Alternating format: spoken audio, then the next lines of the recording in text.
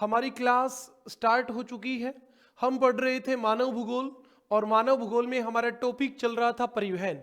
इससे पहले के वीडियो में हम सड़क मार्ग, रेल मार्गों को कंप्लीट कर चुके हैं।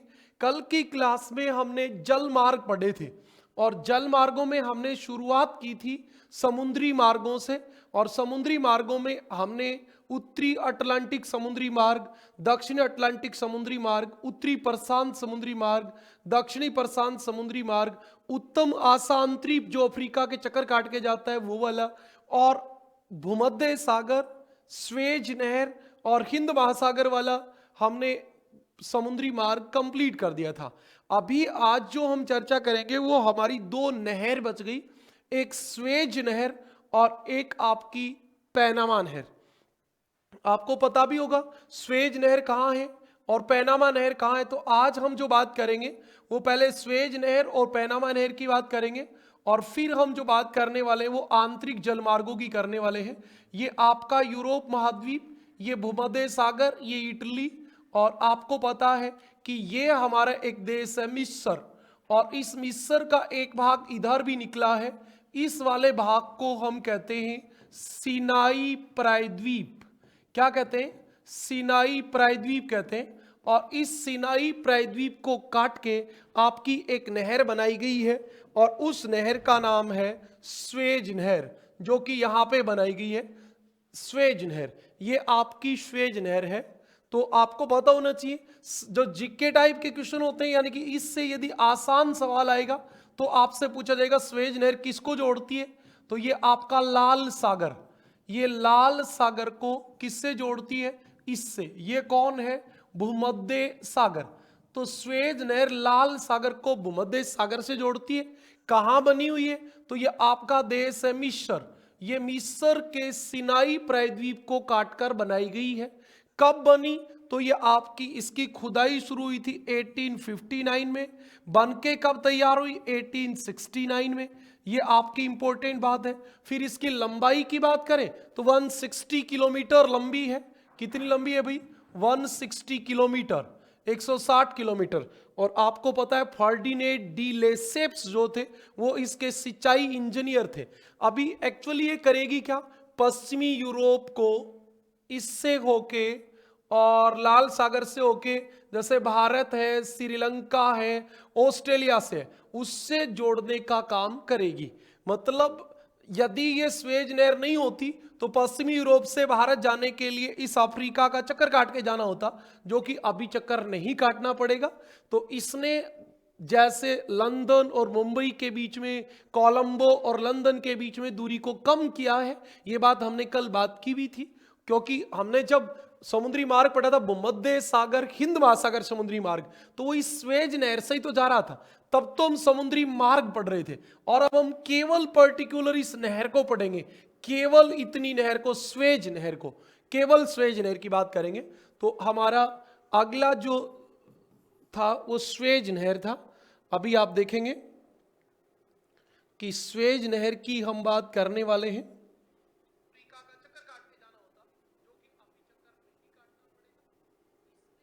हाँ, अगली बात पे चले, स्वेज नहर।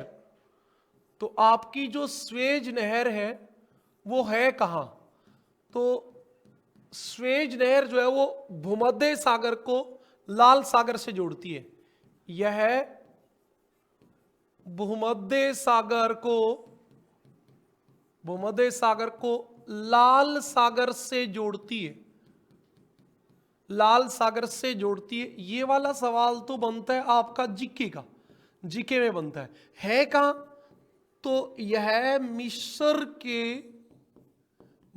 के सिनाई प्रायद्वीप, ये जगह का नाम है सिनाई प्रायद्वीप।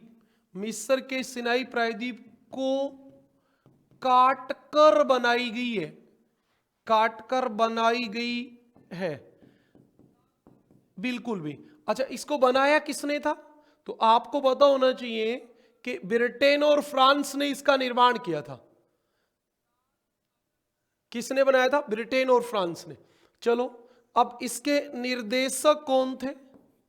निर्देशक मतलब किसके निर्देशन में ये बनी? तो आपको पता होना चाहिए फ्रांसीसी engineer Ferdinand de Lesseps, Ferdinand de Lesseps, ये आपको याद करना पड़ेगा नाम भी। फर्डिनेंड डी लेसेप्स जो थे उन्होंने इसका निर्देशन किया था। अच्छा, खुदाई प्रारंभ कब हुई? खुदाई प्रारंभ 1859 में। उद्घाटन कब हुआ? उद्घाटन का मतलब होता है चालू हो जाना, 1869 में। ओके, इसकी लंबाई कितनी है आपको पता होना चाहिए। लंबाई जो है वो 160 किलोमीटर है। अच्छा, चौड़ाई भी पूछना तो नहीं चाहिए, लंबाई तो पूछी जाएगी, चौड़ाई कभी नहीं पूछी जाएगी, चौड़ाई का कोई सवाल नहीं होता। 60 मीटर, 60 मीटर। गहराई कितनी है? तो 10 मीटर। ऐसे एग्जैक्ट की बात करें तो 10 मीटर भी हम बता सकते हैं, 10 से 15 मीटर ये गहरी होती है। ओके, अब आप देखिए ये आपकी स्वेज नहर है, इसको आप देख रहे हो तो यहां से ये आपका लाल सागर है, इधर वाला जो है वो लाल सागर है, लाल सागर। जब आप इसको एटलस में देखोगे और ये वाला आपका भूमध्य सागर है, भूमध्य सागर। आप इसको यदि मैप में देखोगे तो देखो ये मैप ऐसे होता है और ये यहां बनी है, कहां बनी है? यहां। तो यहां बनी है तो ये एकदम उत्तर से दक्षिण बनी है, इसीलिए मैंने आपको ये दिखाया है। तो आपसे कई बार सवाल पूछ लेते हैं, स्वेज नहर के उत्तर में स्थित बंदरगाह, तो ये आपका होता है Port Said, Port Said. Suez नहर के दक्षिणी छोर पर स्थित बंदरगाह, ये लिखा हुआ स्वेज, ये आपका बंदरगाह है पोर्ट स्वेज। और एक और है यहां पोर्ट तौफीक, पोर्ट तौफीक, यहां आपके 2 बंदरगाह हैं। अच्छा, इसमें 3 झील है, लिटिल बियर झील, ये आपकी ग्रेट बियर झील, और एक यहां लिखी होगी, ये देखो आप क्या लिखी है, ये आपकी एक नहर है मेंजाला नहर, मेंजाला झील, मेंजाला, मेंजाला झील, जो कि भूमध्य सागर से ही जुड़ी होती है। अच्छा, आपसे सवाल पूछ लेते, स्वेज नहर को पार करते समय समुद्री जहाज रात्रि में कहां विश्राम करते हैं? तो इनमें रात्रि में विश्राम, क्योंकि वहां क्यों करेंगे, वहां तो फिर भूमध्य सागर ही आ गया, फिर तो भूमध्य सागर ही आ गया, यहां क्यों आएंगे? यहां ये बीच में, इसलिए रात्रि में विश्राम करने की जगह है। हमने अगली बात पे चलेंगे, पार करने में लगने वाला समय, कितना समय लगेगा भाई इसमें? तो आपको पता होना चाहिए इसको लगने में 10 से 12 घंटे लग जाते हैं, 10 से 12 घंटे। आपको पता है लंबाई कितनी है? 160 किलोमीटर। तो आप समझ गए 160 किलोमीटर यानी कि 16 किलोमीटर प्रति घंटे की रफ्तार से ही समुद्री जहाज चलती है। इनमें धीरे धीरे चलना होता है, ये वाली बात होती है। हाँ भाई कविता, गुड इवनिंग, नमस्ते, राम राम सबको। हमारी जो बात चल रही है उस पर भी आप गौर करते रहें साथ साथ। हाँ,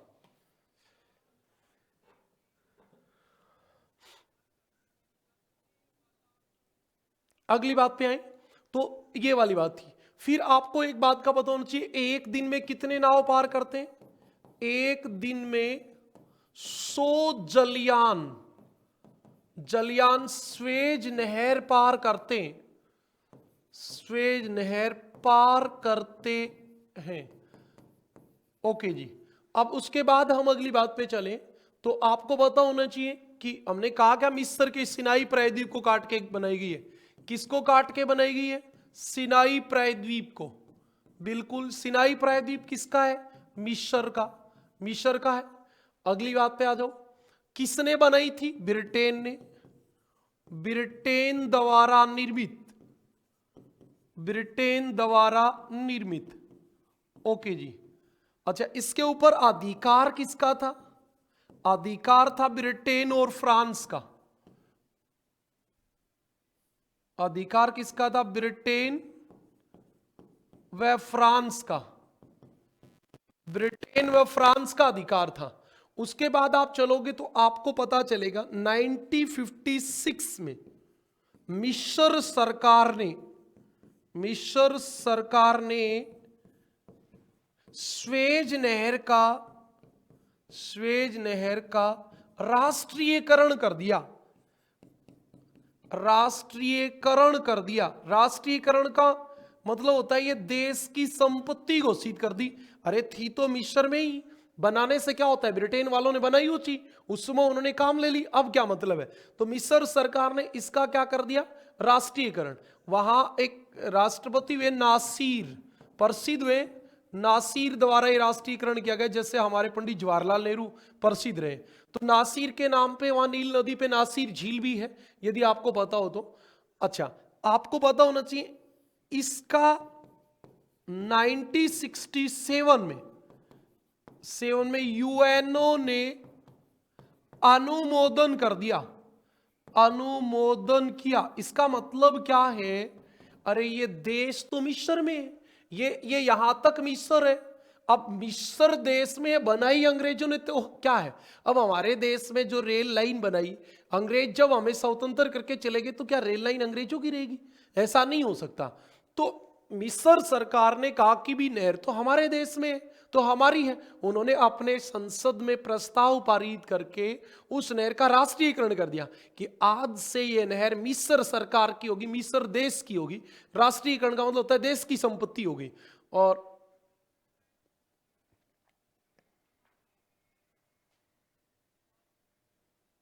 क्या पूछना चाह रहे हो बेटा, उत्तरी प्रशांत समुद्री मार्ग है ये। बेटा ये उत्तरी प्रशांत समुद्री मार्ग कैसे हुआ, कहां, आप एक बार फिर से पूछो, क्या बात बताना चाह रहे हो, क्लियर नहीं हुआ। उत्तरी प्रशांत समुद्री मार्ग नहीं बेटा, ये तो स्वेज नहर पढ़ रहे हैं हम। उत्तरी प्रशांत तो हमने कल ही पढ़ दिया। हाँ, लास्ट में कल हमने स्वेज नहर पढ़ी थी, लेकिन उसमें आवाज नहीं आई थी, थोड़ी आवाज में वॉइस में प्रॉब्लम थी, तो मैंने स्वेज नहर से दोबारा शुरू कर दिया। कल की क्लास को हमने स्वेज नहर के आगे की रिपीट कर दी। ओके, अब इस बात को समझे आप। 1967 में यूएनओ ने इसका अनुमोदन कर दिया, मतलब यूएनओ ने कहा बिल्कुल सही बात है, नहर तो अब मिस्र की होगी क्योंकि मिस्र देश में है। हाँ, तो अब आपको पता है अब किसका अधिकार हो गया, अब अधिकार, अब किसकी नहर है ये, फ्रांस, अरे फ्रांस का, मिस्र की आएगी। अब तो मिस्र में है तो नहर किसकी है, मिस्र की, मिस्र। अच्छा, अभी एक ये भी सवाल पूछा गया है, इसका सुरक्षा का दायित्व किसका है। अब जिस देश की होगी जो टैक्स लेगा उसी का दायित्व होगा, और अभी टैक्स कौन लेता है, मिस्र। बात समझ में आई। अच्छा, अब आपको पता होना चाहिए इसके ऊपर कौन सी बंदरगाह है, पोर्ट सईद। नीचे कौन है, नीचे आपकी पोर्ट स्वेज और पोर्ट तौफीक, दो बंदरगाह है। एक आपके इसमें 3 झील है, मेंजाला झील, ग्रेट बियर झील और लिटिल बियर झील, ये आपकी काम की बात है। तो आप देखेंगे ये चित्र आपको दिख गया होगा। अच्छा, अगली बात पे चले। स्वेज नहर के उत्तरी छोर पर, छोर मतलब किनारा, छोर पर स्थित बंदरगाह कौन है भी, बताओ कौन है। पोर्ट स्वेज है या पोर्ट सईद है, दोनों नाम सेम सेम होते, तो आपको याद रखना है ये पोर्ट सईद है। कौन है, पोर्ट सईद, पोर्ट सईद। और पोर्ट सईद कहां है, भूमध्य सागर के तट पर है, भूमध्य सागर के तट पर है, याद रखना। अगला सवाल आपका बनेगा, स्वेज नहर के दक्षिणी छोर पर स्थित बंदरगाह। दक्षिणी छोर पे 2 हैं, एक का नाम है पोर्ट स्वेज और एक का नाम है पोर्ट तौफीक, और ये दोनों आपकी कहां है, ये आपकी लाल सागर के तट पर है, लाल सागर के तट में। ये दोनों बंदरगाह लाल सागर में, वो आपकी भूमध्य सागर में है। उसके बाद इसमें 3 झील हैं, मतलब जब रास्ते में इसमें 3 झील आती हैं, नहर चलते चलते ऐसे झील हैं, ताकि कोई मतलब समुद्री जहाज रुकना चाहे तो वो यहां आके रुक जाए। ऐसे 3 झील बनी है इसमें। कितनी झील है, 3। एक कौन सी है, मेंजाला झील, एक आपकी मेंजाला झील है, ये भूमध्य सागर के तट पे है। दूसरी आपकी लिटिल बियर झील है, लिटिल बियर झील। और एक आपकी कौन सी है, एक आपकी ग्रेट बियर झील है, ग्रेट बियर झील, ग्रेट बियर झील है। और ये दोनों की दोनों जो है, इसमें क्या होता है, रात्रि में समुद्री जहाज रुकते हैं, इनमें आके रुकते हैं, रुक जाते हैं, रेस्ट करने के ये काम आते हैं। और बहुत काम की बात आप सुनिए, स्वेज नहर में लोक प्रणाली नहीं पाई जाती है। तो सर आप बता क्यों रहे हो, लोक प्रणाली नहीं पाई जाती है? किसमें पाई जाती है? पैनामा नहर में, पैनामा में पाई जाती है, इसमें नहीं पाई जाती है। तो आपको याद रखना है, इसके पीछे ये भी रीजन है कि इसमें क्यों नहीं पाई जाती, क्योंकि दोनों तरफ मैदान है, बीच में मिस्र का मैदान ही तो है। तो मैदान में क्यों लोक प्रणाली पाई जाएगी? पर्वत होता तब लोक प्रणाली बनती। ओके, अब आपको थोड़ी सी बात और भी करनी है। अच्छा, इस स्वेज नहर का महत्व क्या होगा? स्वेज नहर का महत्व, फायदा क्या हुआ?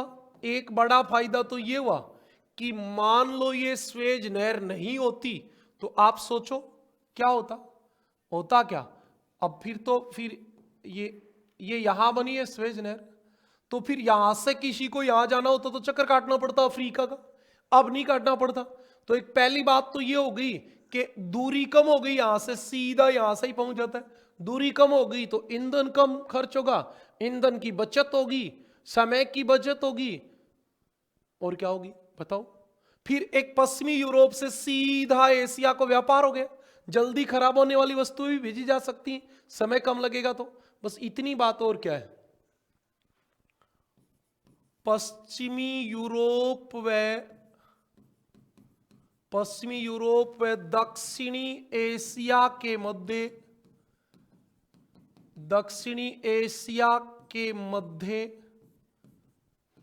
सीधा व्यापार संभव हुआ, एक बात। दूसरी बात, ईंधन, दूरी व समय की बचत हो गई। और नुकसान की स्थिति क्या है? टैक्स ज्यादा लगता है, बस, और कोई नुकसान नहीं है। अच्छा, अब व्यापार की बात कर लो। व्यापार, बेटा ये व्यापार कभी भी आप रट नहीं सकते।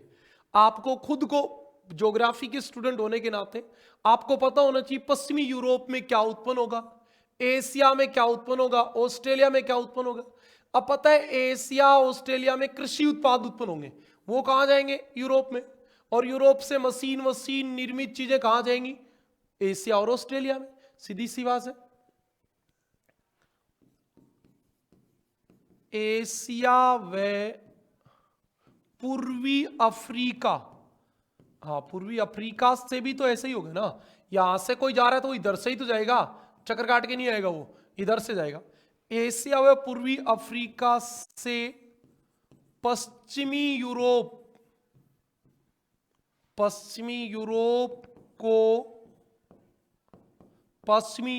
को क्या भेजा जाता है? कच्चा माल,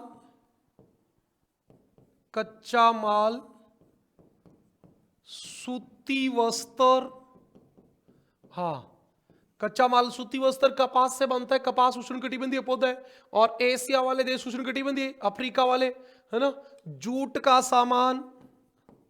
और याद कर करके लिखना पड़ेगा, ऐसे कोई लिमिट थोड़ी है कि एक ही चीज होती है। जूट के सामान के अलावा चीनी, सर चीनी क्यों बेटा? गन्ना जो होता है वो उष्णकटिबंधीय पौधा होता है, और यूरोप शीतोष्णकटिबंध में है, तो वहां ये उत्पन्न नहीं होना, तो यहां से ही जाएगा। चीनी, चाय और कहवा, क्योंकि ये दोनों उपोष्णकटिबंधीय फसल है, और पश्चिमी यूरोप क्या है? शीतोष्णकटिबंधीय देश है, तो वहां ये तो उत्पन्न होनी नहीं है, भारत से ही जानी है। चाय, कहवा यूरोप को जाता है, और भी कोई एक आध हो सकता है, यूरोप को जाता है बेटा, ऐसा कोई लिमिटेड बात नहीं होती कि यही जाएंगी, आपको अपना दिमाग लगाना है। अच्छा, यूरोप से क्या आएगा, तो आप कहेंगे यूरोप से इस्पात मशीन, यूरोप से इस्पात मशीन, वैज्ञानिक उपकरण। आप बताओ ये सब क्या है, ये टेक्नोलॉजी का विकास हुआ है। इस्पात लो एस्क पहले हम बेचते थे, वहां से इस्पात बन के आता था।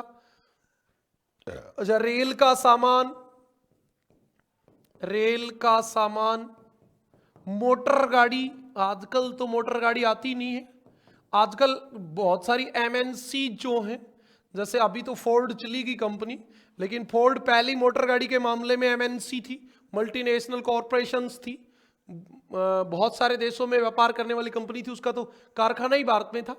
पहले ऐसी चीजें आती थी, उर्वरक अभी भी आती हैं, उर्वरक, दवाएं, दवाएं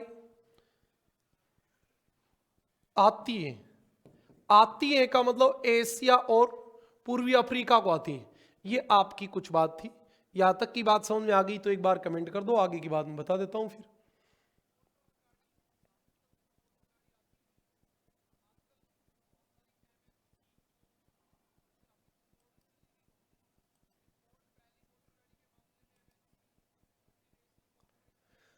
बताओ भाई, इतनी बात समझ में आ गई क्या?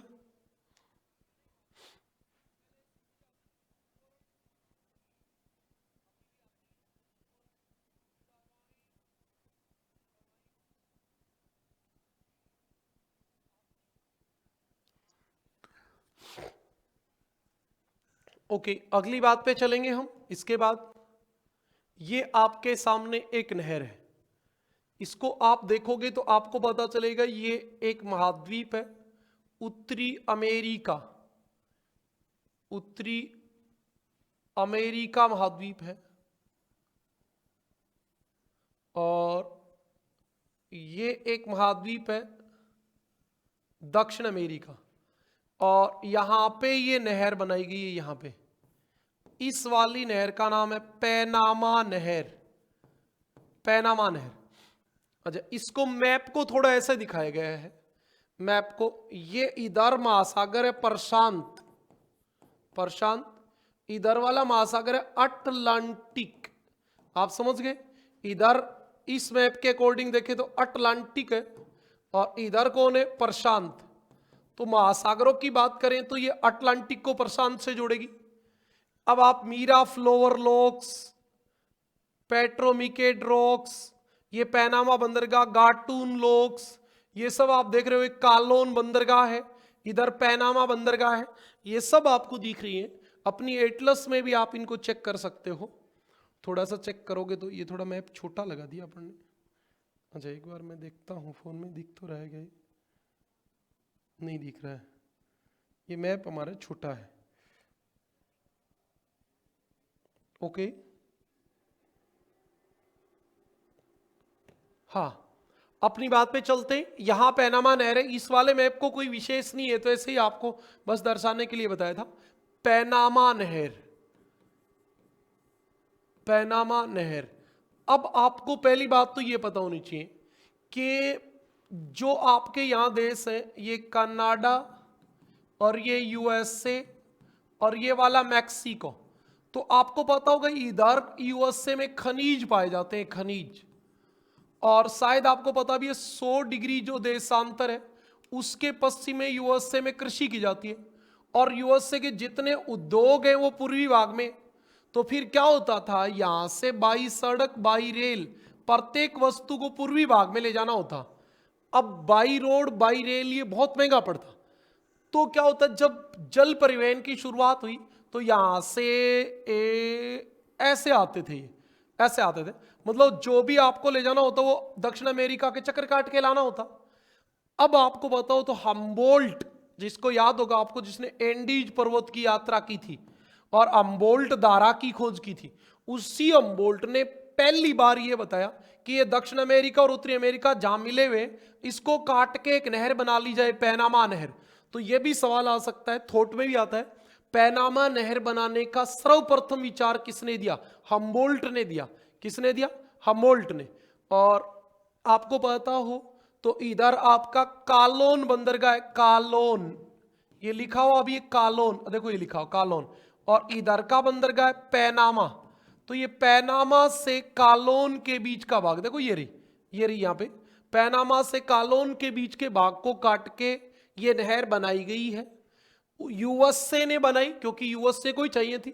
यूएसए ने क्या किया, इसके दोनों ओर के 8 किलोमीटर के क्षेत्र को पैनामा देश से खरीद लिया और फिर उसको काट के क्या बना दी? नहर बना दी।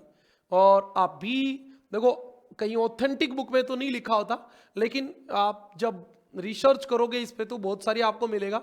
1 जनवरी 2000 के बाद इस नहर पे पैनामा देश का अधिकार हो गया है ना, चाहे खरीदा हो उस समय, अभी इस पे पैनामा का अधिकार है। हमारी कोई बहुत ऑथेंटिक बुक में ये बात लिखी नहीं है, इसलिए हम ज्यादा इस पे चर्चा भी नहीं करते।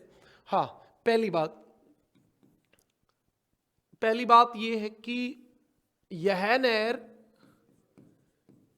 नहर अटलांटिक महासागर के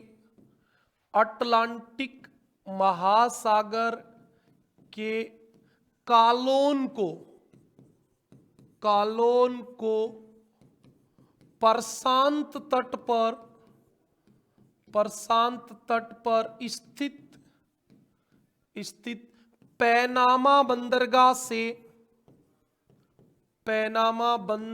से जोड़ती है। बिल्कुल भाई। अब आपको एक बात और पता होगी, यहां पे एक पर्वत है एंडीज, यहां एक पर्वत है रॉकी, तो एक्चुअली यहां पे भी पर्वतीय संरचना है। उस पर्वतीय संरचना को काट के ये बनाई गई है। यह नहर यूएसए द्वारा 8 किलोमीटर का क्षेत्र खरीद कर बनाई गई। बिल्कुल भाई, 8 किलोमीटर का क्षेत्र खरीद कर बनाई गई थी, ये बात भी सही है। अच्छा, इसकी लंबाई कितनी है? 72 किलोमीटर। 72 किलोमीटर इसकी लंबाई है। अभी हमें लंबाई वही लिखनी है जो एनसीईआरटी में लिखी है, माध्यमिक शिक्षा बोर्ड में चाहे कुछ भी लिखी हो, वो वाली बात नहीं होगी। अच्छा, ये बननी कब शुरू हुई? निर्माण प्रारंभ 1904 में। 1904 में बननी शुरू हुई। इसका उद्घाटन कब हुआ? 15 अगस्त 1914 को। 15 अगस्त 1914 को इसका उद्घाटन हुआ। उसके बाद आप देखेंगे तो इसके खास बात है, समुद्र तल से ऊंचाई, यही काम की बात है, 26 मीटर। आप समझते हो, इधर ये प्रशांत महासागर है और इधर आपका अटलांटिक है, इधर प्रशांत है, और ये नहर है ऊंची। तो इसके यहां गेट बनाए गए, गेट बना दिया, एक इधर गेट बना दिया, फिर इसके अंदर पानी डाला जाता है। जब पानी भर के इधर आ जाता है तब ये नाव जो यहां होती है वो अपने आप ऊपर उठ के यहां आ जाती है। फिर देखो आगे वाला गेट होता है, इसको खोल दिया जाता है, पानी उसमें चला जाता है, फिर ये नाव आगे जाती है, आगे ऐसे जाती है। फिर आगे वाला गेट होता है, उसको आपका खोला जाता है, तब ये नीचे जाती है। अब ये ऐसे पार करती है, मतलब पानी भर के ऊपर उठाई, फिर आगे चली, फिर ऊपर उठाई, फिर आगे चली, फिर ऐसे पार करवाई जाती है। इसको इस तरीके से पार करते हैं। और इस तरीके 26 मीटर ऊंचा है भाई, समुद्र तल से ऊंची है 26 मीटर। तो कोई पहाड़ पे थोड़ी चढ़ जाएगी समुद्री जहाज, पानी तो ऊपर उठाना ही पड़ेगा। और इसलिए इसमें क्या है, 6 लॉक्स हैं। 6 क्या है? लोक। तो इसका मतलब इस नहर में क्या पाई जाती है? लोक प्रणाली पाई जाती है। कहने का मतलब यह है कि समुद्री जहाज ऐसे आई, आगे आ गई, पीछे से लोक लगता है, पानी भरता है, पानी ऊपर उठता है, तब समुद्री जहाज ऊपर उठती है, फिर आगे चलती है, फिर नीचे उतरती है, ऐसे चलती है। तो ऐसे इसमें आपके 3 बार ऊपर उठना पड़ता है, तब ये नहर पार होती है। तो इसका ये काम का सवाल होता है। वैसे आपसे पूछा तो नहीं जाएगा, लेकिन फिर भी आपको पता होना चाहिए। अटलांटिक तट पर लोक, अटलांटिक तट पर लोक का क्या नाम है? मध्य भाग में लोक, मध्य वाले भाग में लोक कौन सा है? और प्रशांत तट पर कौन सा लोक है? प्रशांत तट पर लोक। तीनों जगह लोकों के नाम क्या क्या है?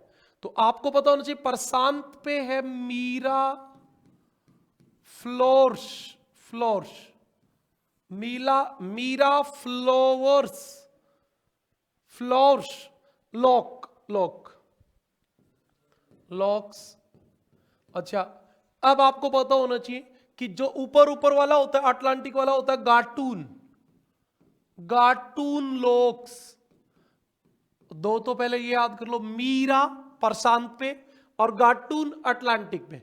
बीच वाले का नाम होता है पेड्रोमिकेट, पेड्रोमिकेट। ये तो याद ही करने पड़ेंगे, और तो कोई सॉल्यूशन है नहीं। पेड्रोमिकेट। जैसे आप इधर देखोगे तो आपको ये गाटून लोक अटलांटिक पे, ये मीरा फ्लोर्स ये यहां आपके है, ये बीच में है पेड्रोमिकेट लॉक्स, ये बीच में पेड्रोमिकेट लॉक्स है। ये इस प्रकार आपके 3 लोक हैं। अच्छा, पार करने में कितना समय लगता है?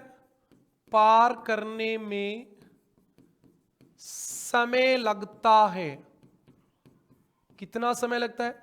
7 से 8 घंटे।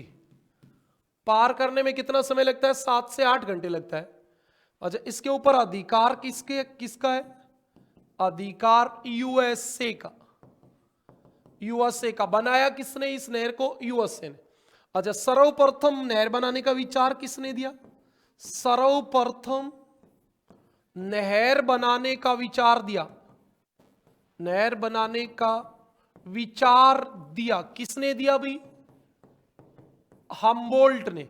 आपको याद होगा अलेक्जेंडर वोन हम्बोल्ट महान यात्री रहे, दक्षिण अमेरिका की यात्रा की, एंडीज पर्वत के बहुत सारे स्थानों पे वायदा मापी से ऊंचाई बताई, स्थानों की अक्षांश देशांतर निर्धारित किए। उसी समय हम्बोल्ट ने बताया कि इस भाग को काट के पैनामा नहर बनाई जा सकती है। ओके, अब देखो इस नहर के बनने से क्या हुआ? इस नहर के बनने से यदि आप इधर देखोगे तो यहां एक नगर है सैन फ्रांसिस्को। क्या है? San Francisco. और इधर एक नगर है न्यूयॉर्क। दोनों ही यूएसए के, लेकिन ये रास्ता कट गया और इस रास्ते के कटने से 13,000 किलोमीटर की दूरी कम होगी। तो आपको पता ही है 6-6.5 किलोमीटर लंबी है दक्षिण अमेरिका, इसके चक्कर काट के आओगे तो 13,000 किलोमीटर बढ़ ही जाएगा। तो आप इस बात को भी नोट करेंगे। इस नहर के बनने से, नहर के बनने से सैन फ्रांसिस्को, फ्रांसिस्को से न्यूयॉर्क के मध्य, न्यूयॉर्क के मध्य 13,000 किलोमीटर की, 13,000 किलोमीटर की दूरी कम हो गई, कम हो गई। 13,000 किलोमीटर दूरी कम हो गई। ये बड़ी इंपॉर्टेंट बात है। बताओ भाई, और कोई बात समझ में नहीं आई हो तो बताओ। बहुत आसान सा विषय है, कोई बहुत मुश्किल मामला था नहीं।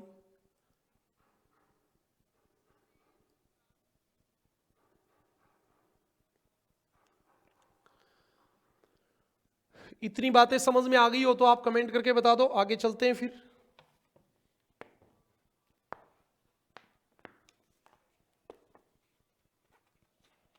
अच्छा, आपके पास एटलस होनी चाहिए, उस एटलस में आप देखते रहो कहां है ये।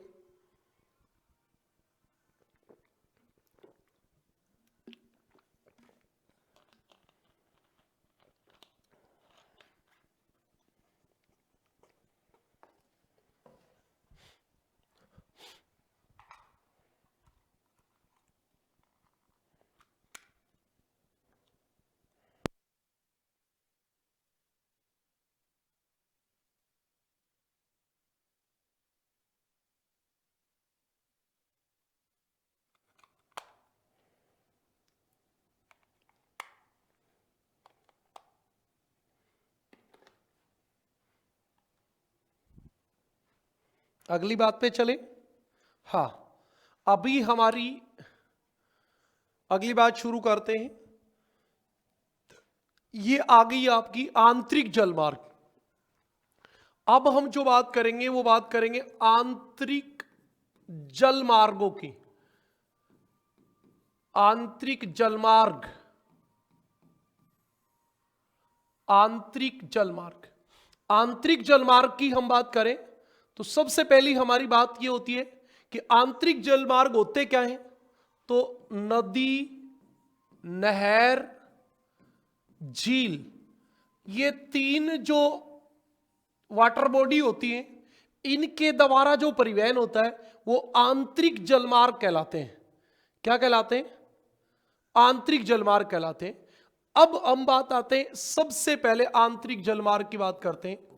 राइन नदी जलमार्ग, सबसे इंपॉर्टेंट सवाल जीके से लेके सब जगह आता रहता है।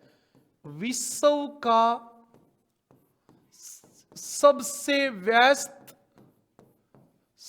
व्यस्तम आंतरिक जलमार्ग, आंतरिक जलमार्ग। अच्छा, समुद्री मार्ग सबसे व्यस्त कौन सा है? उत्तरी अटलांटिक समुद्री मार्ग, उत्तरी अटलांटिक समुद्री मार्ग। अब देखो, आप ये यहां जो देश है ये है नीदरलैंड, ये इधर वाला है बेल्जियम, इधर वाली है जर्मनी देश है। अब आप देखोगे यहां आपके फ्रांस भी होता है, इधर पास में ही फ्रांस। इधर आप आओगे तो यहां आपको देश मिलेगा स्विट्जरलैंड। अब आप देखें तो स्विट्जरलैंड में यहां पहला एक नगर है, ये लिखा हुआ, ये क्या लिखा हुआ है? बेसल। बेसल, इस बेसल नगर से आप शुरू हो जाओ, ये स्ट्रोसबर्ग, ये इसकी सहायक नदी होती है, और ये आपकी कालोन से होता हुआ, ड्यूसबर्ग से होता हुआ, और आपके यहां आके उत्तर सागर में गिरता है। और यहां पे देखो ये रहा, ये आपकी यहां पे एक बंदरगाह है, कौन सी है? Rotterdam, Rotterdam. और यहीं पे एक बंदरगाह एमस्टरडम, रोटरडम और एमस्टरडम, दो यहां पे आपकी बंदरगाह है। रोटरडम जो बंदरगाह है वो पूरे यूरोप महाद्वीप का सबसे बड़ा बंदरगाह है, और इसलिए इसको यूरोपोर्ट कहते हैं, क्योंकि ये 5 देशों का व्यापार करता है। France, Switzerland, Germany, Belgium, Netherlands, इस नदी के द्वारा आ जाता है। और इस नदी से आपका जब सामान आता है तो वो रोटरडम से पूरे विदेश में भेजा जाता है। तो रोटरडम सबसे बड़ा बंदरगाह हो गया, और ये 5 देशों से बहती है, तो आप समझ गए। फिर आपकी विश्व की सबसे व्यस्त नदी है, विश्व का सबसे व्यस्त आंतरिक जलमार्ग है। कौन कौन से देशों में ये जल परिवहन की सुविधा उपलब्ध कराती है वो भी याद रहना चाहिए। यह 5 देश या 5 देशों, स्विट्जरलैंड, हाँ स्विट्जरलैंड से तो आती है ये स्विट्जरलैंड। स्विट्जरलैंड के बाद आप देखोगे तो स्विट्जरलैंड, उधर आपका जर्मनी, जर्मनी, इधर आपका फ्रांस, स्विट्जरलैंड, जर्मनी, फ्रांस 3, और नीदरलैंड और बेल्जियम 5। नीदरलैंड व बेल्जियम, बेल्जियम, बेल्जियम, ये 5 देशों को, ये नीदरलैंड है आपका, हाँ 5 देशों को, 1 2 3 4 और 5 देशों को ये जल परिवहन की सुविधा उपलब्ध कराती है। यह 5 देशों को जल परिवहन की सुविधा उपलब्ध करवाती है, सुविधा उपलब्ध करवाती है। सही बात है भाई, इसमें क्या किंतु परंतु है, तभी विश्व की सबसे व्यस्त नदी है, सबसे व्यस्त जलमार्ग है। अच्छा, अगली बात, यह स्विट्जरलैंड के, ये सवाल काम का है, स्विट्जरलैंड के बेसल, बेसल, ये रहा बेसल, देखो ये रहा बेसल, बेसल, बेसल, यहां से शुरू होके और इधर लास्ट में यहां रोटरडम लिखा, ये लिखा रोटरडम, यहां तक परिवहन योग्य है। यह बेसल, स्विट्जरलैंड के बेसल से नीदरलैंड के रोटरडम तक 700 किलोमीटर की लंबाई में परिवहन योग्य है। बेटा 700 किलोमीटर बहुत कम नहीं होता, बहुत ज्यादा होता है। 700 किलोमीटर तक आपकी ये परिवहन योग्य है। अच्छा, अगली बात, रोटरडम नीदरलैंड में है। रोटरडम यूरोप का सबसे बड़ा बंदरगाह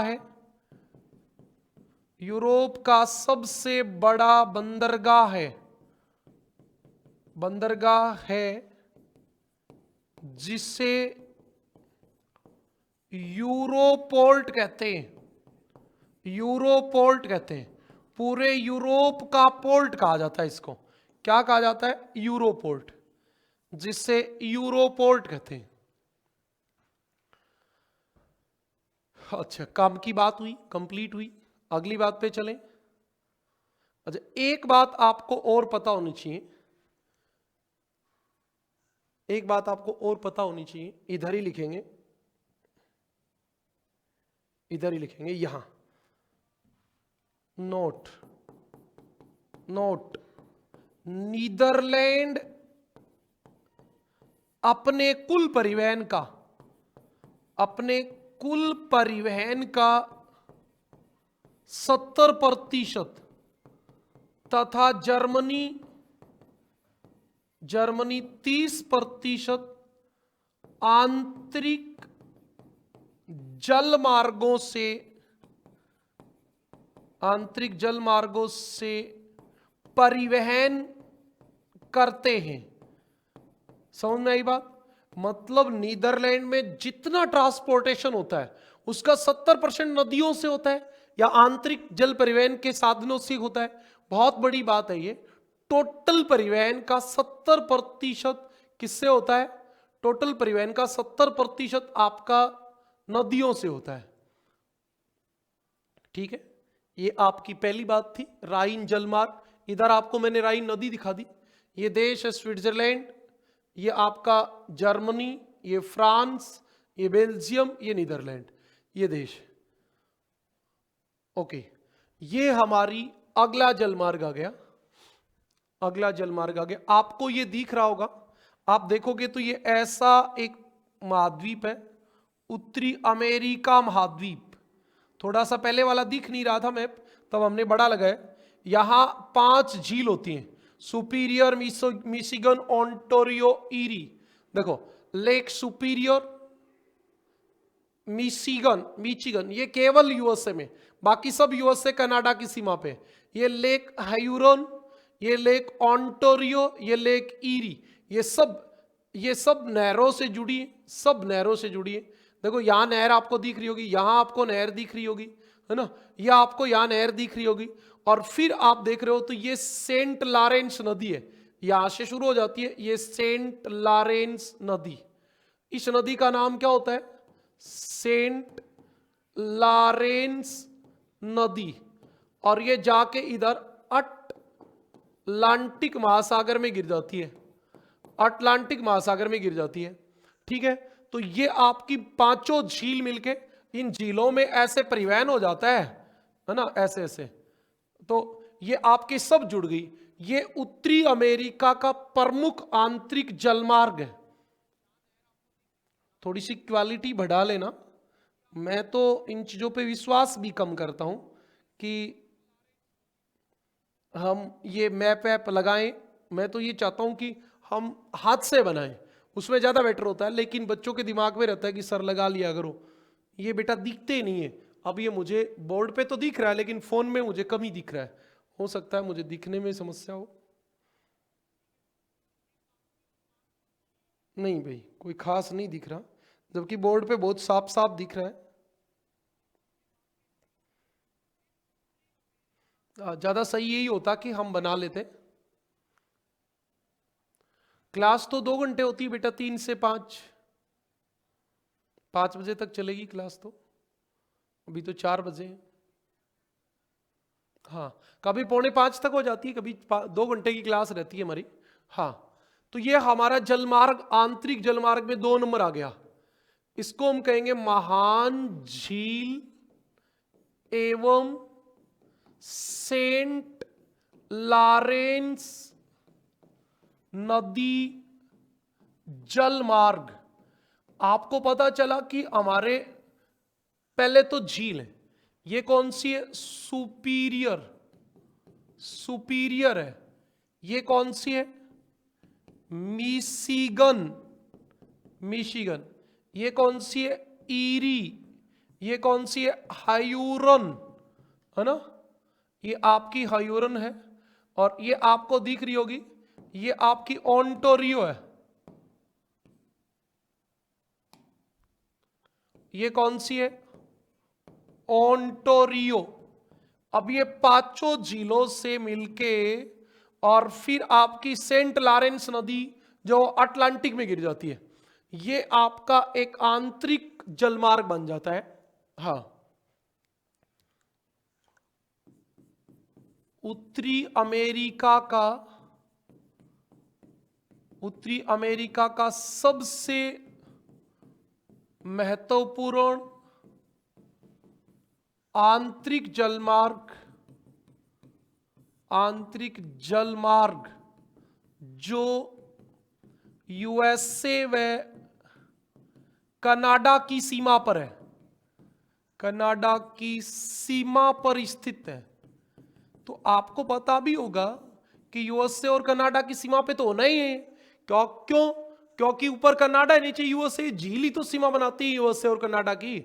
हाँ, अगली बात, यह महान झील एवं सेंट लॉरेंस नदी द्वारा अटलांटिक से जुड़ा है, अटलांटिक से जुड़ा है। ठीक बात है। अब आप अगली बात पे आ जाओ, किसका व्यापार होगा? यूएसए व कनाडा का व्यापार होता है। भाई कनाडा और यूएसए दोनों ही व्यापार करेंगे, प्रमुख बंदरगाह, एक ये सवाल भी बन जाता है। इधर बंदरगाह भी है, एक तुम्हें दिख रही हो तो ये दिख रही, बुफेलो, बुफेलो, बुफेलो दिखी क्या? ये आपकी एक बुफेलो ऐसे कह देते हैं, बुफेलो। ये कौन सी झील के किनारे है आप देख रहे हो? अभी एक बार फिर बता देता हूं आपको। देखो, आप इधर देखोगे तो बुफेलो कहां है? ईरी झील के किनारे, ईरी, ये ईरी के किनारे है। और देखोगे आप तो ये शिकागो भी यही मिशिगन के किनारे है, शिकागो। एक आपका डुलुथ होता है, डुलुथ, कहां गया डुलुथ?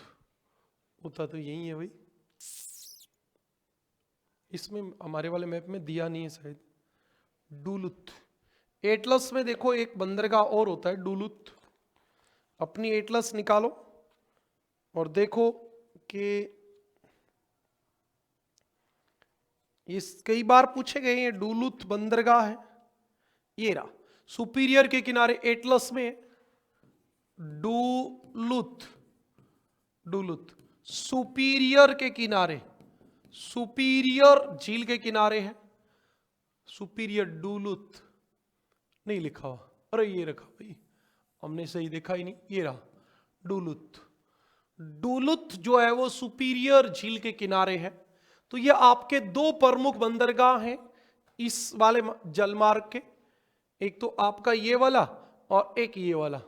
वैसे तो ये ईरी भी है, टोलेडो भी है, ये सब निशान बंदरगाह के ही हैं, ये ग्रीन बे, लेकिन सबसे प्रसिद्ध डुलुथ और बुफेलो, ये एग्जाम में आए हुए हैं दोनों। ये आपके प्रमुख बंदरगाह थे। चलो अगली बात पे चलें, अगली बात पे चलते हैं भी। हमारी अगली बात जो शुरू होती है वो, अच्छा एक और भी तो हमने चित्र लगाया था क्या, नहीं लगाया।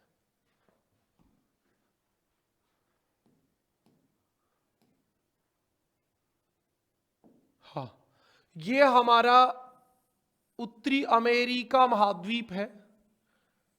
आप सबको पता है ये मैक्सिको की खाड़ी है, ये हडसन की खाड़ी है। यहां आपको पता होगा मिसिसिपी, मिशोरी, कौन सी नदी आती है ये, मिसिसिपी, मिशोरी, मिसिसिपी मिशोरी नदी है। तो ये मिसिसिपी मिशोरी जलमार्ग हो जाता है। यहां आप देखोगे तो यहां एक नगर होता है मिनियोपोलिस, मिनियोपोलिस। बस यही काम की बात है कि मिसिसिपी मिशोरी नदी कहां से कहां तक परिवहन योग्य है, मिनियोपोलिस से लेके और इसके मुहाने पर न्यू आर्लियंस, न्यू आर्लियंस, न्यू आर्लियंस ये बंदरगाह है। यहां तक मिनियोपोलिस से लेके न्यू आर्लियंस तक, ये यहां तक आपकी परिवहन योग्य है। आपको पता होगा नदी की बात करें तो उत्तरी अमेरिका की सबसे बड़ी नदी है मिसिसिपी मिशोरी, लेकिन बड़ा समुद्री आंतरिक जलमार्ग कौन सा है, महान झील व सेंट लॉरेंस नदी, उत्तरी अमेरिका महाद्वीप की, ये आपकी एक जलमार्ग है। तो आप 3 नंबर जलमार्ग लिखोगे इसको, मिसिसिपी मिशोरी जलमार्ग। अच्छा, किसको कहां यह सुविधा उपलब्ध कराता है, यूएसए को, यूएसए का आंतरिक जलमार्ग है। कहां से कहां है, यह मिनियोपोलिस, मिनियोपोलिस नगर से मैक्सिको की खाड़ी, मैक्सिको की खाड़ी के तट पर स्थित न्यू आर्लियंस बंदरगाह तक परिवहन योग्य है, परिवहन योग्य है। ये आपकी बात है। और बताओ, इतनी बात समझ में आ गई क्या?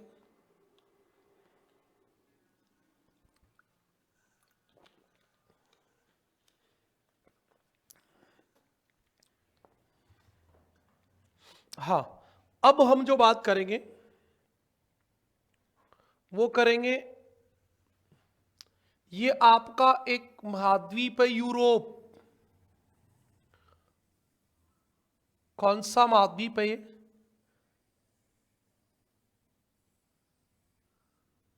ये भूमध्य सागर है, भूमध्य सागर।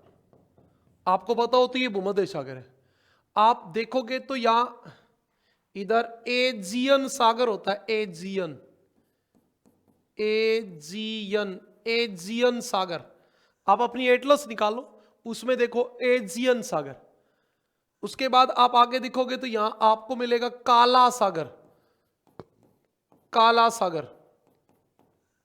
एजियन सागर और काला सागर मारमोरा सागर से जुड़ा हुआ है। किससे जुड़ा हुआ है, मारमोरा सागर से। अपनी एटलस निकालो, मारमोरा सागर से जुड़ा हुआ है। निकाल ली, बड़े आलकसी बच्चे रहते हैं आजकल, पता ही रहता है आपको। ये आपको निकालना है यूरोप, निकाल लो, ये निकाल लिया। ये बिल्कुल एजियन सागर, ये काला सागर, ये देखो ये लिखा हो, इसमें मोरमरा सागर लिखा हुआ है। एजियन सागर, मोरमरा सागर, काला सागर। फिर आप देखो काला सागर के ऊपर एजोव सागर। आप अपनी इसमें देखो, या एजोव सागर, एजोव सागर लिखा है क्या? अब आप देखोगे तो एजोव सागर और काला सागर जो है वो आपस में मिले, एक जल संधि के द्वारा आपस में मिले। इससे और इधर आ जाओ आप, और इधर आओगे तो यहां कैस्पियन सागर है ना, कैस्पियन सागर। और उससे पहले आप देखोगे तो इधर से आपकी एक नदी आ रही है वोल्गा, यहां इसका एक भाग तो चला जाता है कैस्पियन सागर में और इधर से एक भाग इधर आ जाता है, ये इससे जुड़ा है। आप देखोगे तो ये नदी इधर से आ रही थी और फिर यहां से एक नहर है ऐसे, ये ऐसे इस एजो सागर से, ये काला सागर से, काला सागर एजियन सागर से, काला सागर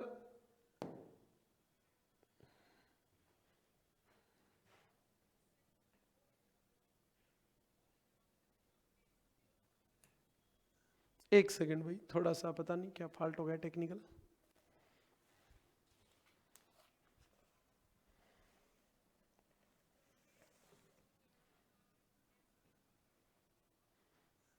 एक मिनट आपको वेट करना होगा।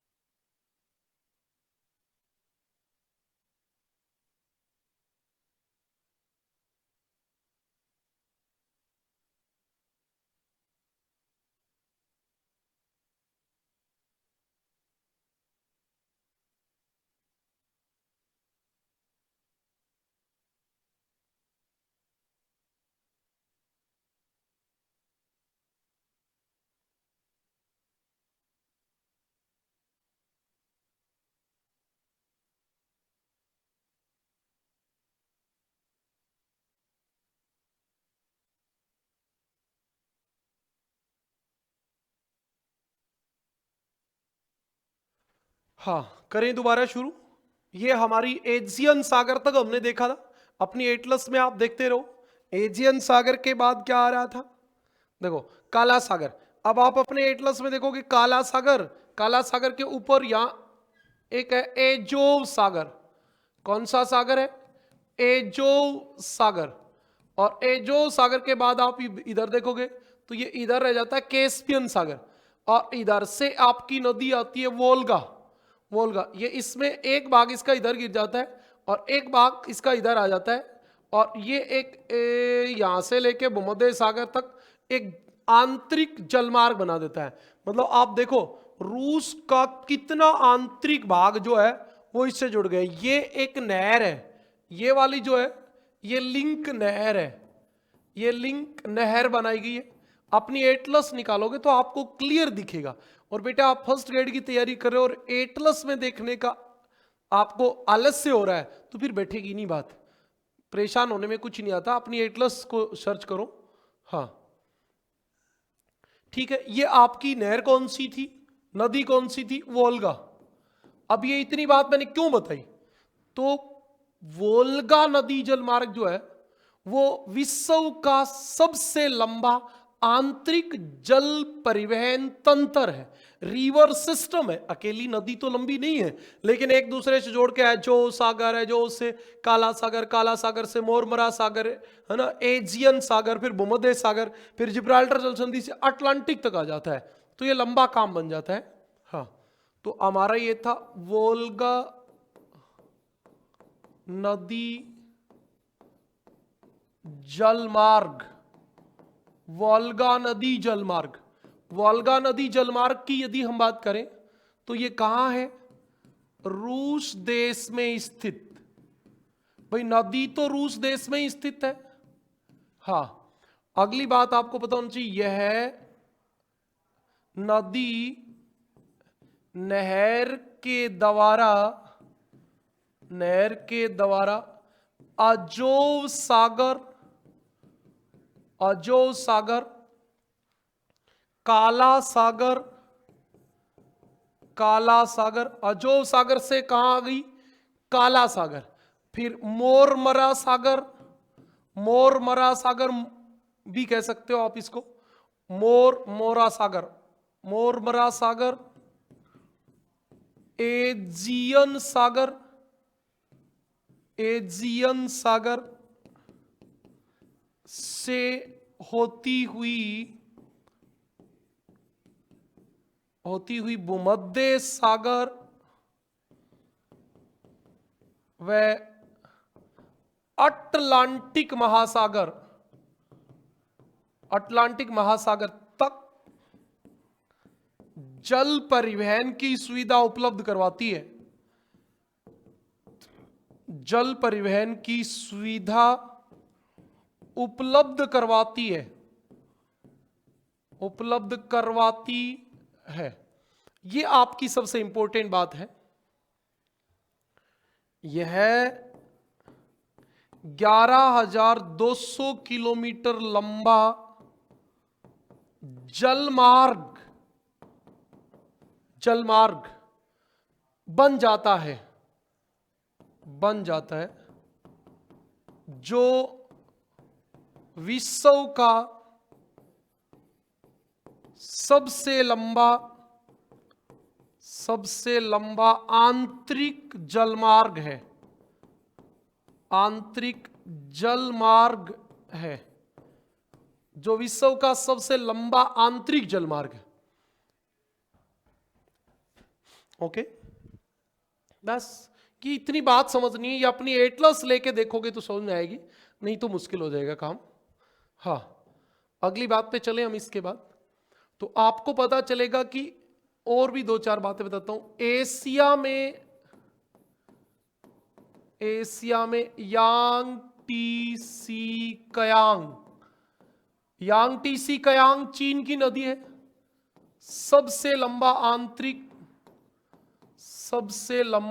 आंतरिक जलमार्ग है, आंतरिक जलमार्ग है। ओके, और बताओ कोई समस्या? एक बच्चा कह रहा है सर कील नहर किसको जोड़ती है? बेटा कील नहर किसको जोड़ती है? उत्तर सागर को बाल्टिक सागर से जोड़ती है। उत्तर सागर को बाल्टिक सागर से जोड़ती है, बाल्टिक सागर से। अपनी एटलस निकाल और देख, यूरोप महाद्वीप निकालो, ये यूरोप महाद्वीप आ गया। अब आपको पता चलेगा, देखो ये बाल्टिक सागर, ये उत्तर सागर, और ये लिखी कील नहर। ये जर्मनी में, कौन से देश में कील नहर? जर्मनी में। और उत्तर सागर को बाल्टिक सागर जोड़ती, ये बाल्टिक सागर, ये उत्तर सागर, और ये कील नहर रही। यहां देखो जहां हेम्बर्ग लिखा हुआ है, हेम्बर्ग। अच्छा, एक बच्चा कह रहा है सर सू नहर किसको जोड़ती है? चलो बेटा सब बता देता हूं, चलो तीनों ही बता देता हूं फिर। सू नहर, बेटा सू नहर में एक तो आएगी सुपीरियर को किससे जोड़ेगी? तो उसके साथ वाली झील से, और साथ है हायूरन, क्योंकि मिशिगन नीचे रह जाती है, हायूरन से जोड़ती है।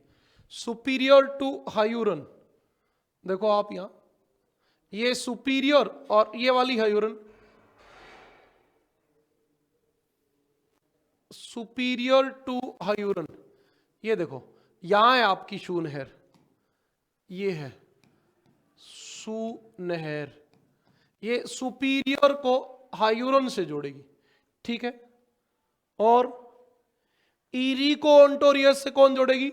ये ईरी, ये ओंटोरियो। यहां एक नहर है और उस नहर का नाम क्या है? वेलेंड नहर। वेलेंड नहर, वेलेंड नहर जो है वो आपकी ईरी को ओंटोरियो से जोड़ेगी, ईरी को ओंटोरियो से। सू नहर, वेलेंड नहर, वेलेंड नहर ईरी को ओंटोरियो से, ईरी को ओंटोरियो से जोड़ेगी।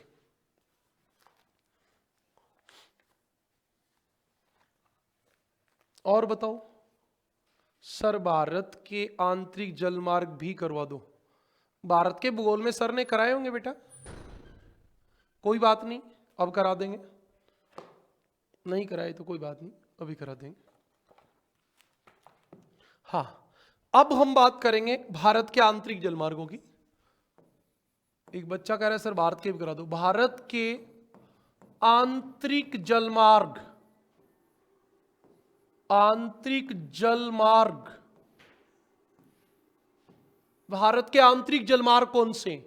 सबसे पहले तो आपको एक बात का बताना चाहिए, inland waterways authority of India, inland waterways authority of India का गठन भारत में कब किया गया? 1986 में। Inland waterways authority of India, inland waterways authority of India का गठन 1986 में क्या किया गया?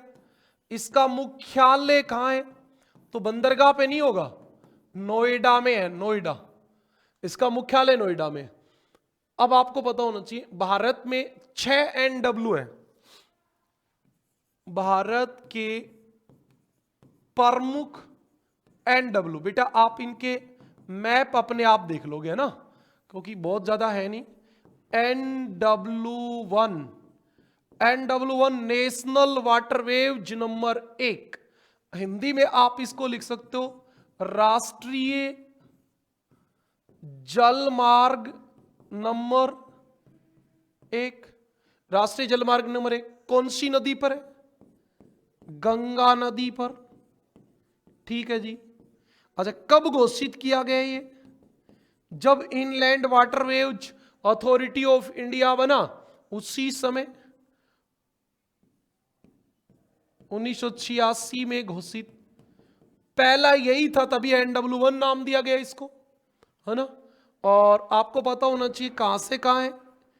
इलाहाबाद से हल्दिया, हल्दिया बंदरगाह है ना कलकत्ता के पास, इलाहाबाद से हल्दिया, लंबाई 1620 किलोमीटर। भारत का सबसे लंबा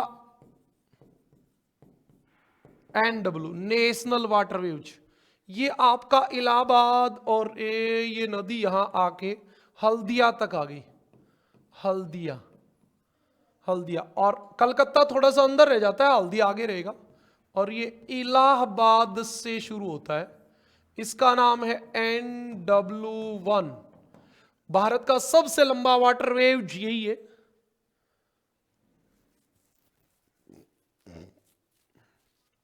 समझ में आ गई? अच्छा, NW2 की बात कर ले। NW2 कुछ भी नहीं है, बस इतना याद रखना है, ब्रह्मपुत्र नदी पर है, ब्रह्मपुत्र नदी पर स्थित। कहां से कहां है? असम में, असम में सदिया से धुबरी तक, सदिया से धुबरी तक, असम में सदिया से धुबरी तक लंबाई कितनी है? 891 किलोमीटर। एक आध ऊपर नीचे भी हो सकती है, अभी देख लेना। NW3, क्योंकि बेटा कई बार ऐसे देखा नहीं था ये मैंने आज, कोई बात नहीं। हाँ, NW3 कहाँ है? केरल में, केरल में आपका है NW3। इसकी तो मैं आपको PDF भी लेके आया था कि आपको दिखाएंगे, लेकिन वो सही आई नहीं। तो आपको पता होना चाहिए ये कोटापुरम, कोटापुरम आपका एक स्थान का नाम, कोटापुरम।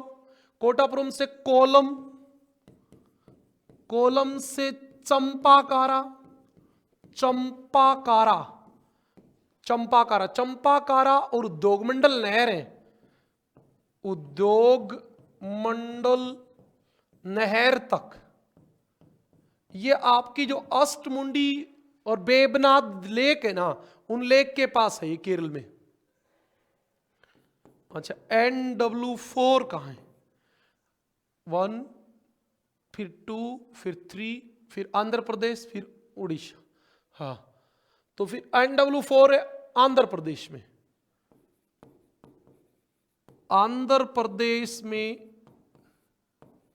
काकीनाडा, काकीनाडा की खाड़ी है, काकीनाडा से मरकानम तक है, मेरेकेकानम, मरकानम तक ये आपका है। और यहां एक नहर बनाई गई है बर्किंघम नहर। ये बर्किंघम नहर दोबारा जोड़ा गया है। ये लगती जैसे ऐसे है कि ये कोई यूएसए की या उसकी यूरोप की नहर हो। भारत का सेकंड लंबा NW, सर कितना लंबा है?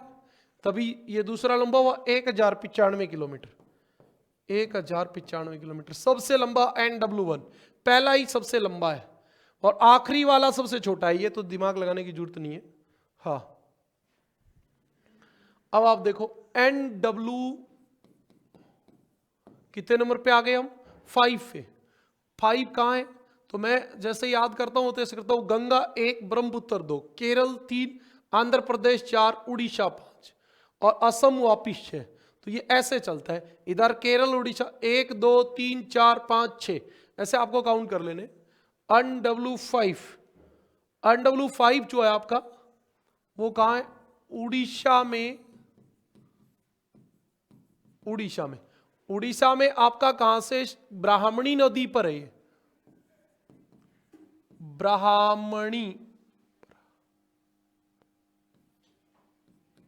ब्राह्मणी नदी पर। ब्राह्मणी नदी पर कहां से कहां तक है? तलचर से धमरा तक, तलचर से धमेरा धमरा तक। फिर कभी इनको पूरा डिटेल से पढ़ा देंगे, आज थोड़ा सा शॉर्ट पढ़ा देता हूं। लंबाई 623 किलोमीटर, एक बात यह है। अब आपके आगे NW6 की बात करें। असम में कौन सी नदी पर? बराक पर। ब्रह्मपुत्र पे तो NW2 है। और कहां से कहां है ये? लखीमपुर से बागा तक, लखीमपुर से भागा। मेनली आपको नदी याद रखनी होती है। लंबाई 121 किलोमीटर। और सबसे छोटा, सबसे पहला, सबसे लंबा, सबसे आखिरी, सबसे छोटा, ये सबसे छोटा है। ये आपकी कुछ चुनिंदा बातें थी। इतनी बातें आपको समझ में आ गई हो तो बता दो।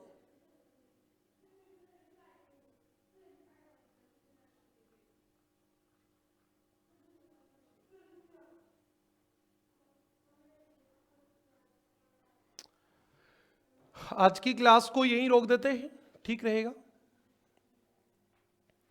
ज्यादा लंबी भी सही नहीं है। 1.5 घंटे के आसपास हो गई होगी क्लास।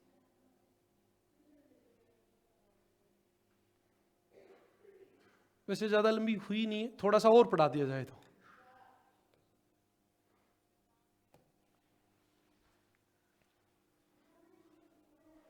बताओ भी, थोड़ा और पढ़ा दें या बहुत हो गया?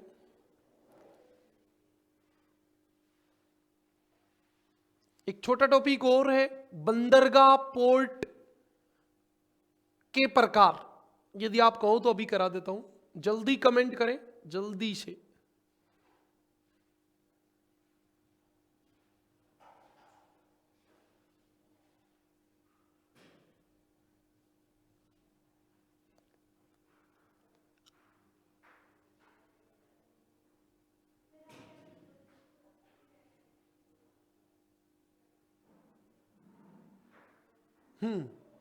चलो, कमेंट वाले बच्चे बहुत डिले है हमारे, बहुत देर बाद, क्यों 1-2 मिनट तो मेरे पास आने में भी लग जाते हैं। वैसे थोड़ा सा लेट चलता है ना लाइव से, यहाँ मैं बोलता हूँ उसके कुछ समय बाद आपकी बात पहुँच पाती है।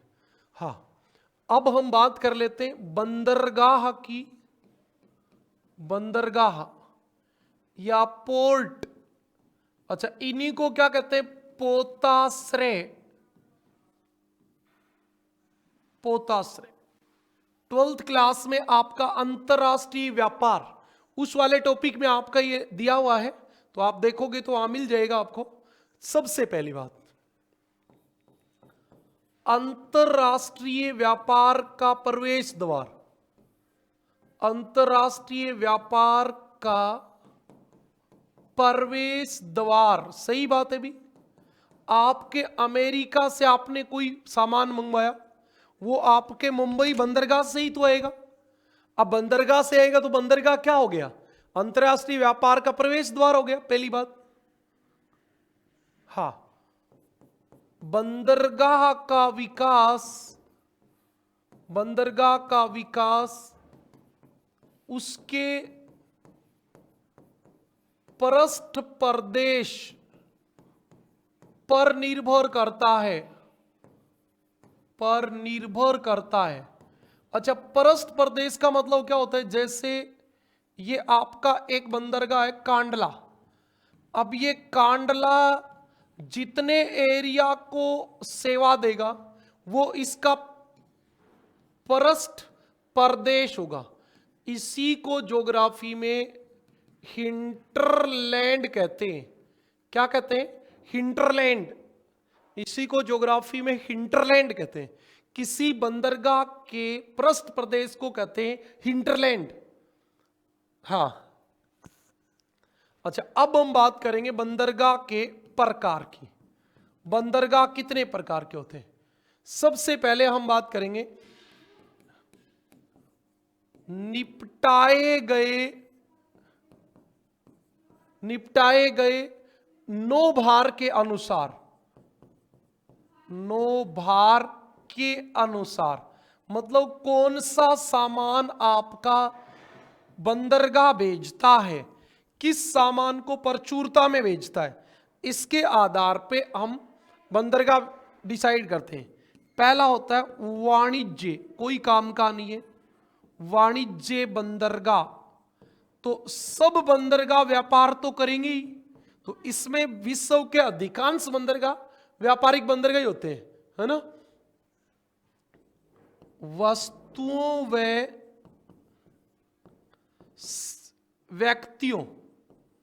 व्यक्तियों या सवारियों का परिवहन होता है।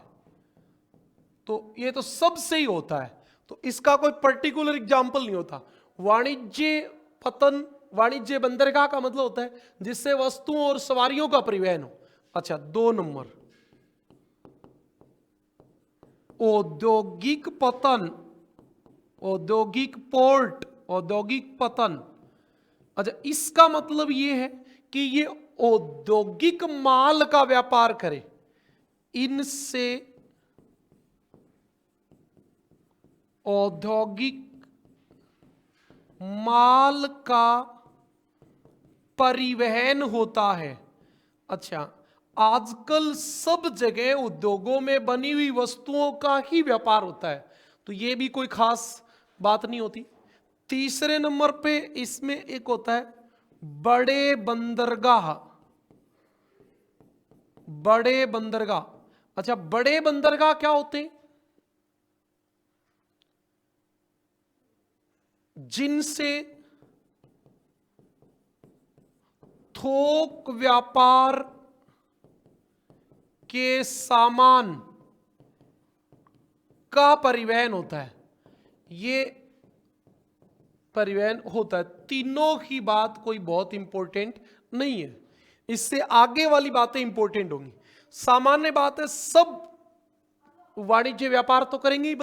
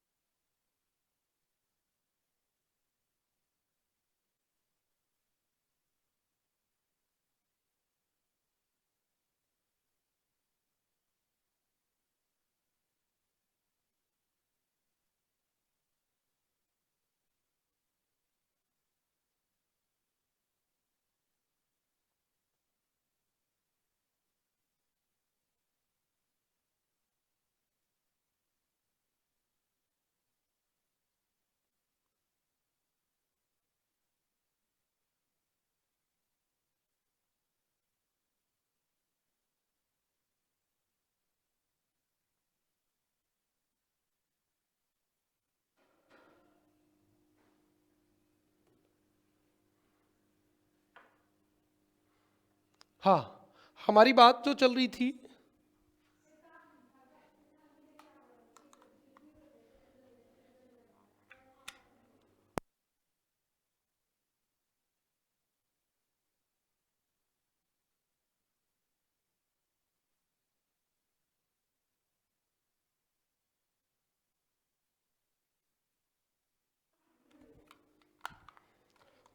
ओके, हमारी बात जो चल रही थी उसको शुरू करते हैं हम। तट से दूर गहरे समुद्र में स्थित पतन। तो तट से दूर गहरे समुद्र में कौन कौन से पतन है? तो एग्जाम्पल बता दो आप। यूनान, यूनान या हम उसको क्या कहेंगे, ग्रीक। यूनान या ग्रीक एक ही बात होती है। का पीरेइस, पीरेइस बंदरगाह, पीरेइस बंदरगाह, ये जो बंदरगाह है ये आपका भूमध्य सागर में है, भूमध्य सागर में। अब यूनान से ये दूर हो गया, इसलिए ऐसे बंदरगाह जो होते हैं वो बाह्य पतन कहलाते हैं आपके। क्या कहलाते हैं? बाह्य पतन। अच्छा, इसके बाद आप देखोगे तो आपको एक आंतरिक, आंतरिक, आंतरिक को अंतर्देशीय पतन भी कह देते हैं। अंतर्देशीय पतन, अंतर्देशीय पतन कौन सा होगा? जो देश के अंदर होगा, है ना। हाँ, तट से आंतरिक भाग में स्थित, आंतरिक भाग में स्थित जो नदी या नहर द्वारा, जो नदी या नहर द्वारा समुद्र से, नदी या नहर द्वारा समुद्र से जुड़े होते हैं, नदी या नहर द्वारा समुद्र से जुड़े होते हैं, ये आपकी बात है।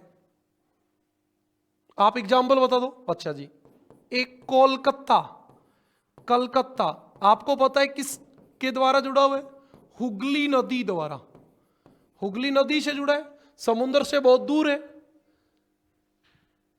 ओके, एक मेनफिस बंदरगाह, मेनफिस पतन कहां है? यूएसए में। और मिसिसिपी, मिसिसिपी नदी द्वारा जुड़ा है मेनफिस पतन, मिसिसिपी नदी द्वारा। एक आपका मैनचेस्टर, मैनचेस्टर, मैनचेस्टर जो वो नहर द्वारा जुड़ा है। आपका लंदन, लंदन जो है वो टेम्स नदी द्वारा जुड़ा है। तो ये सब जो है आंतरिक बंदरगाह के उदाहरण है। किसके उदाहरण है? आंतरिक बंदरगाह के। अब हमारे पास अगला पोर्शन आ गया। अब हम बात करेंगे कार्यकलापों के आधार पर। सी, कार्यकलापों के आधार पर पतन, कार्यकलापों के आधार पर पतन, कि काम क्या करता है इसके आधार पे। तो आप देखेंगे हमारे पास 5 तक आ गए थे, 5 तक आ गए थे क्या? हाँ 5 तक आ गए। 6 नंबर हुआ तो 6 नंबर। तो इसको बोलते हैं टैंकर पतन, टैंकर। अच्छा, टैंकर क्या काम आता है? तेल ढोने के, पेट्रोलियम पदार्थों का व्यापार किया जाता है, जिनसे, जिनसे पेट्रोलियम पदार्थों का परिवहन किया जाता है, परिवहन किया जाता है, बिल्कुल। अब आपको इसके एग्जाम्पल बताने हैं। एक मैराकेबो, मैराकेबो, मैराकेबो पतन। अच्छा, आपको पता हो तो वेनेजुएला में विश्व के सबसे बड़े तेल के भंडार मिले अभी, तो वेनेजुएला में मैराकेबो। और बताओ अबादान, अबादान तो सबको पता है ईरान की सबसे बड़ी तेल शोधनशाला है, तो फिर उससे तेल बेचा ही जाएगा। एक्स खीरा, एक्स खीरा बताओ कहां है ये? एक्स खीरा ट्यूनीसिया में है, ट्यूनीसिया, ट्यूनीसिया देश का बंदरगाह है। अच्छा, त्रिपोली, ये जो मैं नाम बता रहा हूं यही याद करने। त्रिपोली लीबिया का है, लीबिया, लीबिया। टैंकर पतन कौन सा, ये सवाल आएगा। तेल अवीव, तेल अवीव, तेल अवीव, वह हैफा, वह हैफा। दो आपके पतन है, तेल अवीव ज्यादा इंपॉर्टेंट है, इजराइल, इजराइल, ये सब आपके टैंकर पतन है। क्या है? टैंकर पतन, कार्यकलाप के आधार पे था ये। और आपका 7 नंबर होता है विश्राम पतन। कल मैंने आपको बताया भी था, विश्राम पतन मतलब रास्ते में जो आते हैं, जहां पे रोक के रेस्ट किया जाता है, भाई जहां पे आप ईंधन, पेयजल, भोजन सामग्री प्राप्त करोगे, प्राप्त करोगे, वहां आपको जहां पे आप रुकते हो, ठहरते हो, वो सब। अच्छा, एक तो कल मैंने आपको बताया था होनोलुलु, होनोलुलु प्रशांत महासागर में, प्रशांत महासागर में, बिल्कुल ये आपको मैंने बताया था। एक अदन, अदन हिंद महासागर में, हिंद महासागर, स्वेज नहर में प्रवेश करने से पहले समुद्री जहाज वहां रुक जाते हैं। एक आपका सिंगापुर, सिंगापुर, सिंगापुर भी आपका क्या है? विश्राम पतन है। सिंगापुर विश्राम पतन है। अच्छा, एक आपके होते हैं पैकेट पतन, ये बड़ी इंपॉर्टेंट बात है। पैकेट, पैकेट पतन, पैकेट पतन का मतलब होता है छोटे, छोटे पतन। पैकेट पतन का मतलब होता है छोटी दूरी के, मतलब छोटी दूरी के बंदरगाहों को जोड़ने वाले, छोटी दूरी के बंदरगाहों को जोड़ने वाले, जिनसे, जिनसे क्या होता है, मतलब हम ये कह सकते हैं सवारियों का परिवहन होता है, परिवहन होता है, सवारियों का परिवहन ज्यादा होता है। अब ये आपके दो ही हैं, क्योंकि डोवर, डोवर जलसंधि, डोवर पतन इंग्लैंड, और इधर आपके फ्रांस में है ना, कैलाइस है। इंग्लैंड और फ्रांस दोनों पास पास है। कैलाइस, कैलाइस, कैलाइस और डोवर जो वो पैकेट पतन का उदाहरण है, पैकेट पतन का उदाहरण है। समझ में आई बात? अब हमारी अगली बात है, और वो है आपकी, कितने नंबर आ गए? 8 नंबर आ गया होगा शायद, एक आध कोई गड़बड़ हो गई हो तो देख लेना आप। आंत्रेपोपतन, आंत्रेपोपतन, इनको सीधा सा होता है इंटरपोर्ट कहेंगे, इंटरपोर्ट, आंत्रेपोपतन, इंटरपोर्ट। इंटरपोर्ट क्या होता है? बहुत से पतन दूसरे देशों से आए सामान को, भाई दूसरे देश से सामान आया और फिर उसको पुनः निर्यात कर दिया, सामान को पुनः निर्यात करते हैं। मतलब आप समझ गए, यहां से मंगाया और वापिस इधर भेज दिया, तो ये आपका आंत्रेपोपोर्ट हो गया। अच्छा, सिंगापुर, कल मैंने आपको बताया सिंगापुर क्या है? इंटरपोर्ट है, बहुत सारे देशों का सामान आता है, वहां से वापिस बेचा जाता है। एक आपका रोटरडम, हाँ रोटरडम नीदरलैंड, आज तो हमने बात की थी, 5 देशों का सामान यहां आता है, फिर ये निर्यात करता है। एक आपका कोपेनहेगन, कोपेनहेगन, कोपेनहेगन जो है वो डेनमार्क, डेनमार्क का है, और इससे भी आपका क्या होता है? व्यापार होता है। ये इंटरपोर्ट है, क्या है? इंटरपोर्ट है। ये सब इंटरपोर्ट है। ये 9 नंबर एक और आ गया और वो होता है नौसैनिक पतन। अच्छा, ये तो सबको पता होता है, जो युद्ध की दृष्टि से महत्वपूर्ण होते हैं, युद्ध की दृष्टि से महत्वपूर्ण होते हैं। तो आपका मुर्मूर्स्क, ये रूस का है, मुर्मूर्स्क रूस का है। कोच्चि, ये याद रख लेना, कोच्चि, कोच्चि भारत का, कोच्चि भारत का है। और एक कारवाड़, कारवाड़ कर्नाटक में, और ये भी भारत का है। ये आपका जल परिवहन जो है वो कंप्लीट हो गया। अभी हम कल मिलेंगे, तब आगे की बात करेंगे वायु परिवहन वगैरह की। तब तक के लिए अलविदा।